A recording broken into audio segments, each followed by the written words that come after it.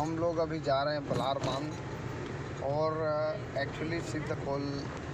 से घूम के आ रहे हैं। और यहाँ पे हमारे पूरे इलाके में डैम्स द्वारा धान का सिंचाई किए जाते हैं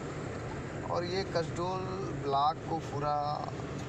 इसमें मैनेज किए जाते हैं सिंचाई विभाग के लिए। और हम लोग उसी का दृश्य दिखाने के लिए हमारे भाभी और हमारी दीदी और साथ में हमारी मैडम जी खुशबू रानी सबको घुमाने के लिए लेके जा रहे हैं, जो कि दृश्य पहली बार देखने के लिए जा रहे हैं। इस दृश्य को इधर कभी अंदर नहीं आए थे, ना कभी जंगल देखे नहीं थे, तो मेरा विचार हुआ कि चलो ठीक है जंगल घूम के आते हैं और जंगल का आनंद लेते हैं, जो कि यहाँ पे हवा